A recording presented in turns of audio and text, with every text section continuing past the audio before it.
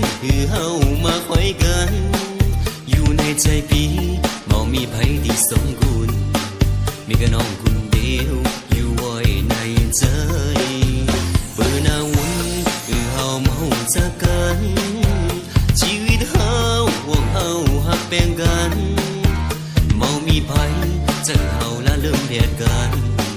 ที่ฮักกันนางอยู่ไว้คนเดียวตั้งจูนี้ที่ฮักกันน้องตั้งจูนี้ที่เป็นผู้นางก็เดี